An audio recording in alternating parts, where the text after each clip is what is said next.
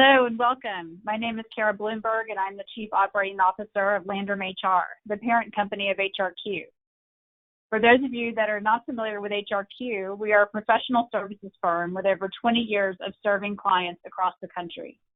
Our expertise is working with executives with 3 integrated services: enterprise-wide human capital consulting, which you're going to see in action today, providing interim HR talent, and conducting searches for HR professionals. Our consulting team brings a depth of experience in workforce planning and analytics, talent management and talent strategy projects, org design, and HR transformation needs. In addition, we provide HR on-call services and virtual learning offerings. In 2019, HRQ joined forces with Landrum HR, and now we provide end-to-end talent solutions for clients. Our other divisions within Landrum HR offer PEO services, worksite management and staffing solutions, and insurance. You can find out more about all of our services by visiting our website, landrumhr.com and hrqinc.com. A recording of this webinar will be sent to everyone who registers, but please feel free to ask questions using the question pane in your control panel, and we'll try to get to some of those at the end of our presentation. Now I'd like to introduce Brian Wilkerson, who leads our consulting practice and will be presenting today. Brian's held senior leadership roles in both large enterprises and global consulting firms. He is a successful entrepreneur, having founded and led a consulting and software company that was sold in 2007. He is a deep specialist in driving innovative strategies and using cutting-edge planning techniques, and he's worked around the globe. Brian is a frequent invited speaker and is sought by the press for his insight, has authored a number of articles and book chapters. Brian, I'll turn it over to you. Thanks, Kara. Appreciate it. Today's topic is pay equity, which is one that is very important from my perspective and certainly very timely, given what we're seeing going on in the world. I wanted to start really by talking about the concept of equity and contrasting it a bit with equality. Many of you probably this is more of a review, but just from a standpoint of how we look at this particular topic. You know, if you look at the diagram that we have here, the concept of equality, which is one that really HR has operated off of for a long time, you know, this idea of we want to give everybody the same thing. You can kind of see by the scenario that's illustrated in the diagram that we have why that's not necessarily the approach that we would want to take. And so we focus when we're looking at pay and rewards on more of the equity concept, and that's really distributing resources and opportunities based on the needs of the recipients, in this case, you know, employees of the company, and trying to make it fair for everyone as we go through. I wanted to put that out there because I think that we talk about things like equal pay, et cetera, and what we're really going to focus on today is how we look at pay equity and how organizations can really sort of see where they are from that perspective. To give some additional context, the World Economic Forum looks at the Global Gender Gap Index every year, and this is focused specifically on gender. And if you look at where the United States ranks, we actually rank about 53rd in the world overall when you look at a comprehensive picture of kind of differences among genders. It looks at things like educational attainment, political empowerment, health and survival, and economic participation. And the United States is probably further down on the list than many people would think when you look at that. And when you look at some of the things that contribute to that, a lot of it goes to the status of things in the workforce. Again, when we're looking at some of the statistics here, it's focused particularly on gender, but I'm going to go sort of more broadly as we go through. You know, trying to look at gender equity when you look at some of these numbers. From a pay perspective, the United States is rated at an 82%, basically saying that women get paid 82% of what men do for equivalent kinds of jobs. We're going to talk about how we look at things a little bit more broadly. This primarily looks at sort of average wages, but we look at things a little differently, and I'll get into that in a minute. But you can see here some of the things in terms of differences in gender representation as well as opportunity, some of the things that help make up the index that you saw previously. You can see on the right a chart that really shows in different professions what some of the differences in representation are, and you know what that translates to in pay in terms of some of the different professions that are out there. Why do I talk about some of these pieces? Because a lot of times the companies will start by looking at pay and where pay stands, but you really can't look at pay without looking at representation in the organization. And you really have to get an understanding of where you are in terms of representation of various aspects of diversity in the organization in order to be able to truly look at equity. Why look at equity? Well, there's a lot of benefits to it. One is certainly building trust in the organization and really everybody feeling like they're part of the organization and are being treated appropriately within the organization. Also, there's lots of research that shows that having effective, pay equity helps increase commitment and retention in the organization.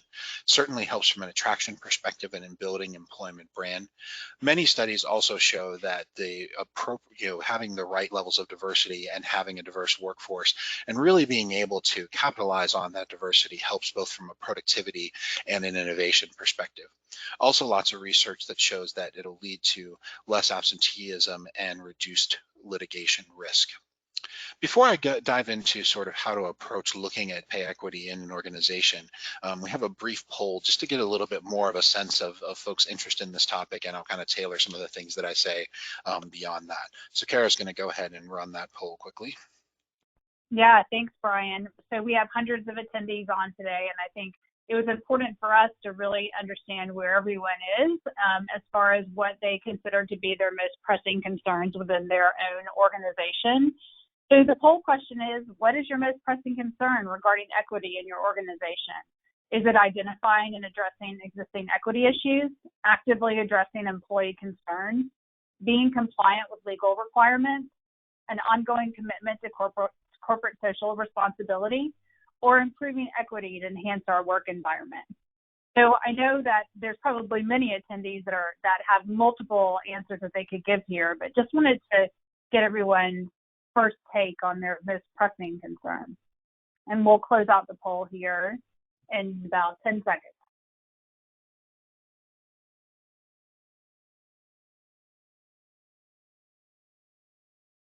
All right, Brian, so here's what we found. 33% say identifying and addressing equity issues is their most pressing concern.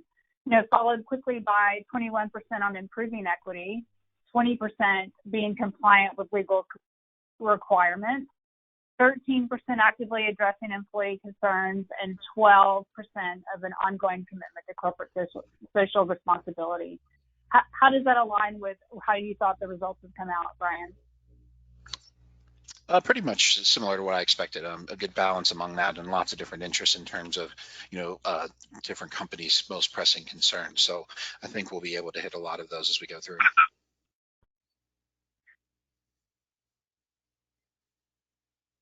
Great. Okay. So to jump back into the component that we were going to talk about today, really looking at pay equity. Sorry, had a moment there where my screen didn't want to move. When we look at pay equity in an organization, we try to take a very comprehensive look at all the different aspects that really contribute to or inhibit pay equity. We start with really trying to understand representation in the organization. Representation is important for a lot of reasons, obviously to build the right levels of diversity in the organization and capitalize on some of those benefits. But even when you're looking at pay equity, it's important to understand the levels of representation. Let me take a very easy example. If I have a department within an organization and I look at that department, and let's just say that I have 1 woman and 9 men in that department. When I look at that statistically, it's very easy to get sort of a skewed perspective because of the lack of representation in there where we may be from a pay equity perspective on either side of the equation, just based on what that 1 woman is paid in that particular organization. So it's important when you're looking at pay equity to understand representation and where does it stand. But it's also important to put that into context and really understand whatever type of representation that you're looking at, whether it would be race, gender, sexual orientation, any of those different elements. How does what you have within your organization compare to the industry, the areas that you operate in, things of that nature, to really understand sort of how are you doing against how well you could be doing. We also look at a number of different factors related to positions themselves, and these are kind of shown on the right-hand side. One really important aspect is not just looking at position titles and trying to really understand underneath those titles what kinds of skills and experience and education goes along with those, so that you're really looking at, apples to apples comparisons when you're trying to understand, incumbents in different positions and how their pay stacks up. It's also important to look at different segments of the workforce and look at the data in different segments, looking at how different classifications or different levels or different departments stack up in terms of equity, and in terms of really being able to understand some of the root causes that go with that. The second element that's very important is to try to understand differences as well as statistically significant differences. In some cases, when you look at the numbers, you may see differences in pay and you may see things that you may want to follow up and explore, but you also have to make sure that you're testing from a statistical perspective to understand where there are really differences that are shown to be significant. And those are some of the areas that you can try to prioritize when you understand what those statistically significant differences are. In many cases, you can have differences in places that aren't significant, and that doesn't mean that you wouldn't want to address them, but you have to look at those numbers a little bit more carefully to make sure that what you're seeing is indicative of a trend or some kind of systematic issue, rather than sort of just an individual aberration or things like that that may be addressed on more of an individual basis. It's also really important when you look at pay to not only look at sort of the numbers, but really understand the policies, the practices, even your pay structure, and how you work some of those, and how you manage performance in the organization to really try to understand some of the underlying causal factors that may create pay equity issues. For example, we work with an organization where their performance management process was probably pretty similar to many of yours, where we saw that where the employee rated themselves and then the supervisor rated the employee.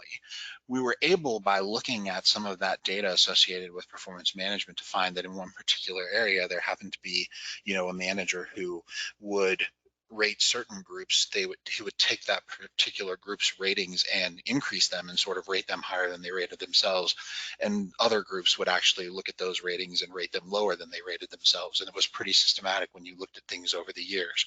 So that's when you can start to get in and try to understand, where do you have issues that come from policies or different practices in the organization, where versus where might you have some individual issues that you have to address, and you can look at those a little bit differently as you go through.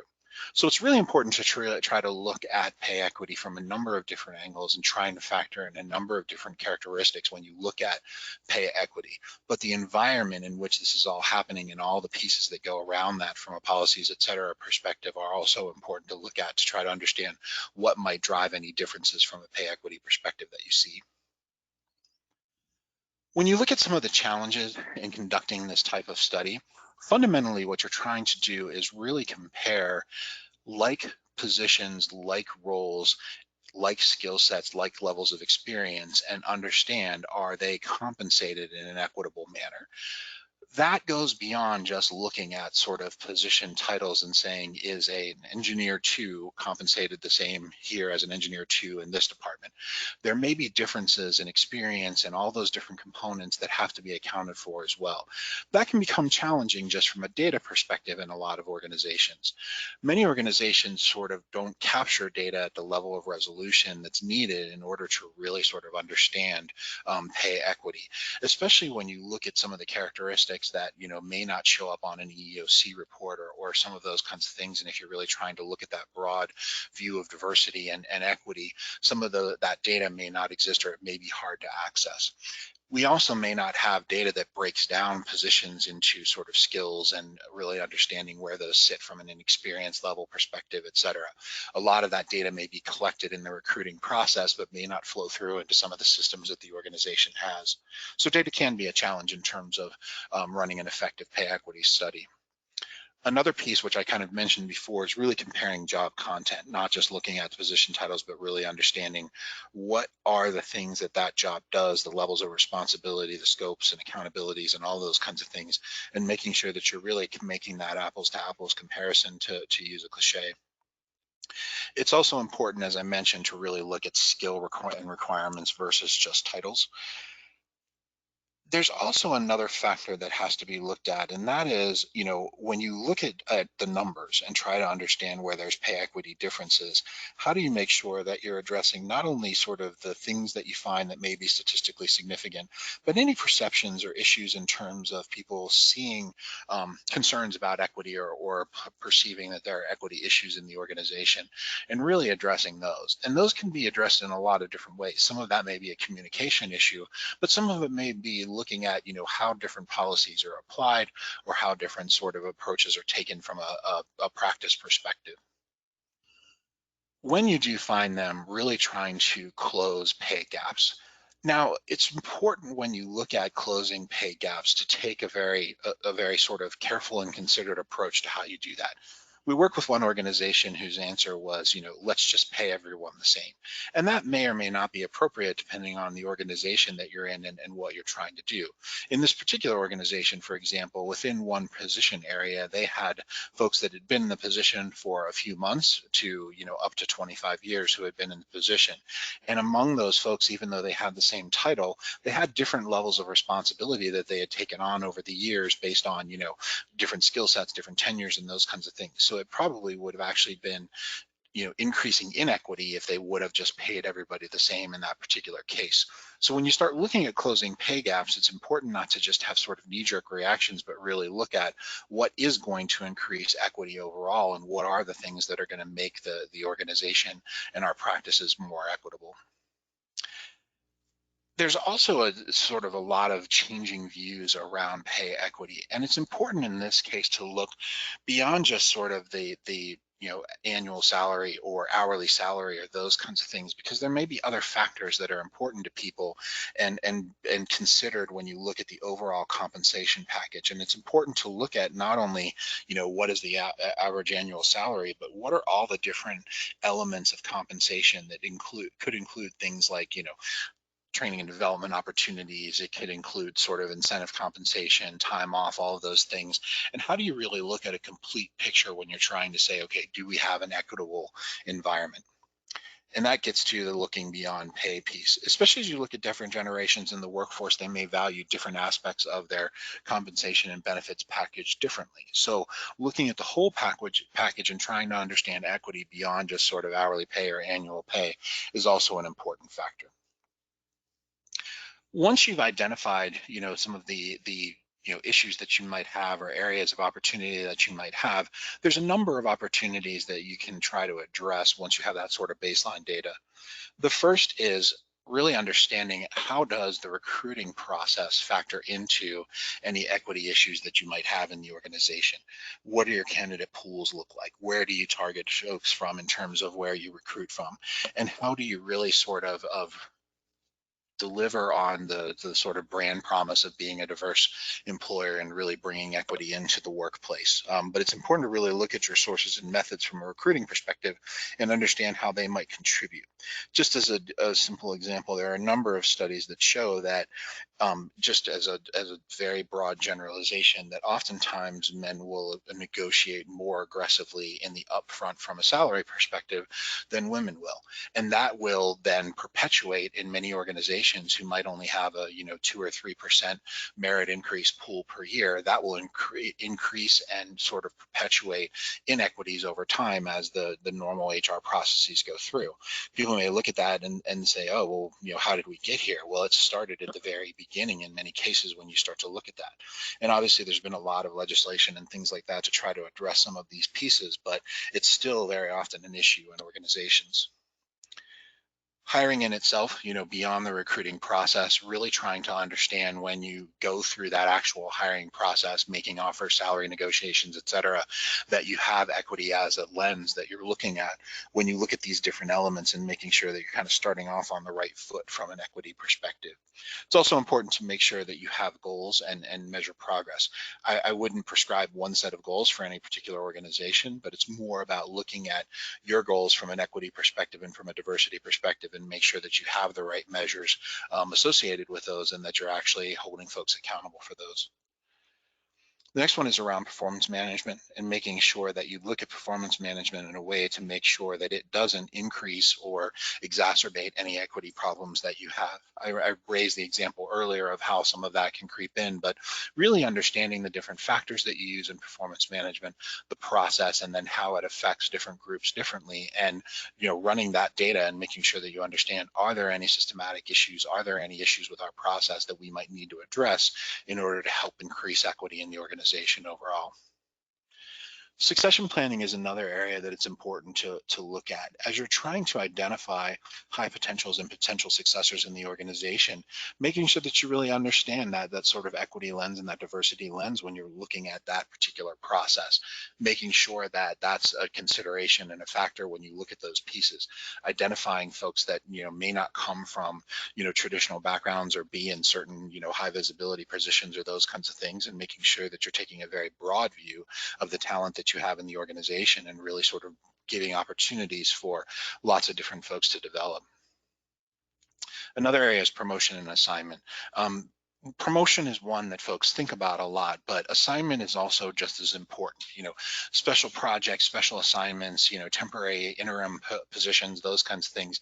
It's important to really have a strong equity lens when you're looking at those elements as well, because oftentimes those become the foundation for future promotions, future opportunities to move into leadership roles, et cetera. So it's important to have that equity lens when you're starting to look at some of those pieces as well.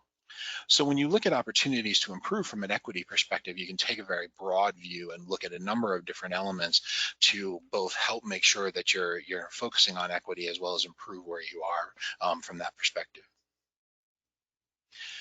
Lastly, from an implementation strategy and best practice perspective, when you are trying to address issues that you may have identified or things that you may have found from an equity perspective, there's a number of things to keep in mind.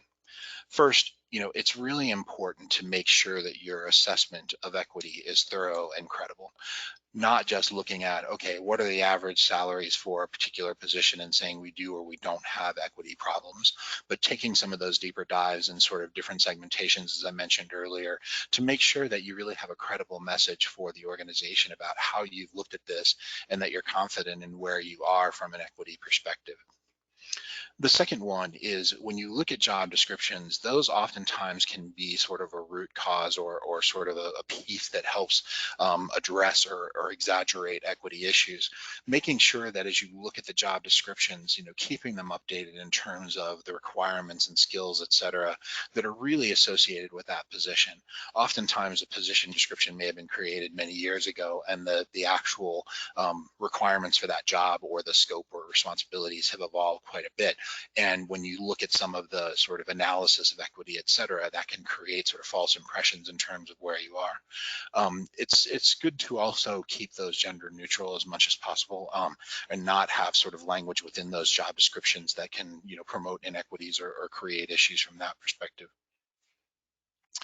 It's also important to really follow up after an audit is conducted. In many organizations, there's a knowledge that that kind of equity analysis or that kind of an audit is being conducted, and it's important to make sure that you communicate effectively about what's being done, and then once you identify where you are, really quickly going out to the organization and helping them understand what are you going to do about it and where are you going to go. It's similar to an employee survey in that perspective of once you've asked the questions and once you sort of understand where you are, you have to follow up and you have to make sure that you're doing something about wherever your situation is. When you look at talent acquisition processes and practices, it's really important to make sure that you put that equity lens into it. And that's sort of the front end of the whole process, and where a lot of times, inequities can come into play. And so it's really important to address that component as you look at equity. Making sure that you train your executives and your managers on equity dynamics. And when I say equity dynamics, that's really a number of different things, not just looking at the pay component of it and making sure that you have things in the right place on that, but also helping them understand, diversity in the workplace, how to manage it, any sort of aspects of their management style that may cause issues, but, really having a solid foundation from an equity perspective in those executives and managers. They have to lead the way in terms of really showing that this is a value to the organization, something that's important to the organization, and something the organization's committed to. And lastly, just as I mentioned earlier, having the right metrics and holding people accountable in the right ways. That's not necessarily making everything punitive, but really trying to help the organization understand that, diversity, equity is something that's valued within the organization, and it is something that's going to be measured. And when we look at, performance, when we look at sort of future development opportunities, that's going to be an aspect that we really look at, and that we value as an organization. So with that, I will stop. I know that's a lot of information in a short period of time, but I think we have a few minutes left for questions. Thanks, Brian. Yeah, that was a lot of information, a lot to take in. So glad we're recording this for people to watch back again. But we did get a number of really great questions, and I'm going to start with back on your best practice screen. You talked about the importance of correcting issues and doing that quickly. And there's an attendee that hasn't done an equity study and just asked, okay, well, what about the legal liability from conducting this type of study? Is there a liability if we don't take that corrective action? The short answer is that there can be, from an organization perspective. But I would also say that the fact that inequities might exist or issues might exist in your organization just because you sort of don't claim to not know about them or haven't sort of reached out and looked at equity from that perspective doesn't make you any less liable. So, if someone in the organization were to bring a complaint from that perspective, the fact that you hadn't studied it before wouldn't be a defense that you would be able to use. So, there's a lot of value in trying to conduct this piece so that you know where you are and you can address these issues proactively, rather than waiting until some kind of complaint or other sort of action comes up, and then you've got to scramble to really even understand where you are and what problems you might have. Yeah, that's a great point. And staying on the best practice ideas around implementation, how can an organization communicate effectively? So having that credible message about the type of work that's being done and the outcomes.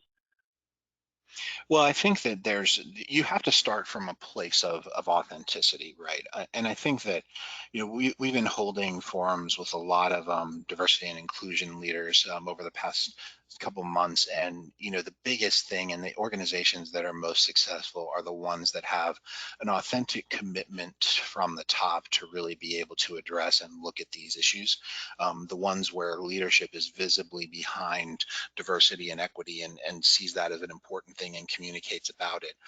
When you start from that place, then the messaging that you put out around, doing some kind of equity analysis is more authentic and more believable to the organization. And it's really a place where people can see that the organization is kind of following up to the commitments it's made from an equity perspective.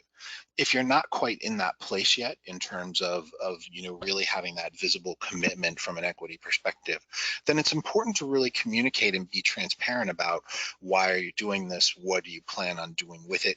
Is this, what's the reason behind why you're doing this? Because, if people suspect that it's just a compliance issue or something of that nature, they're not going to really feel, they're not going to necessarily feel as good about what the organization is doing and the motivations behind it. So really important to be authentic, really important to be transparent in terms of the whys and the whats and the what's going to happen with all of this. Great point you made about authentic commitment. I love those words because, we hear so much now too about, multiple generations in the workplace, and there's more generations than ever before. But for some generations, that authenticity around the company and the leadership is critically important to them. So I think that's a really great point. And so kind of branching into this question around generational differences and the varying preferences and rewards that different generations may feel are important. But how do you reconcile that concept with the concept of equity? Yeah, it's a really important one, and could probably do 2 hours on that just alone. But I think when you look at that piece, it's really important to think more broadly than just pay rates, which a lot of organizations, when they're doing an equity study, tend to focus on that. But focusing on all the different aspects that could be considered rewards in an organization is really important. So for example, if you have someone in a position, similar requirements, similar skills, similar experience, et cetera, is it, appropriate to pay one person more, for example, I'll just use a simple example, but yet and the other person less, but yet one person who values time off more gets more time off as part of their compensation package. Is that okay? Yeah, I mean, that's kind of the point, right? Rather than just saying everybody gets the same thing, how do we look at some of those preferences and find a way to programmatically and systematically and in an equitable way create options for people so that they can really be met where they want to be met in terms of rewards and meeting them in terms of their needs. So it's a bigger hassle for HR. I get it. Absolutely. I mean, there's more that you have to do in terms of creating flexibility and those sorts of things, but it's really important when you look at the different composition of the workforce that we have now, not just generations, but other aspects of it. And that's probably the most important thing, in this very short format. I've talked very generically about doing these, and I didn't really get into how the dynamics sort of change depending on what aspects of diversity that you're looking at. But there are some different pieces and different practices that you have to look at when you get there, but we'll have to save that for another time. Yeah, we will save it for another time. And in fact, I'll say that we have a quick survey that's going to pop up as we leave today, and would love to get attendees' feedback on what they'd like to hear more of. And we certainly will work to bring that to you. So, Brian, thanks. Just an incredible 30 minutes. Wish it was longer, but thanks so much for attending, everyone. And on behalf of Landrum HR and HRQ, have a great day.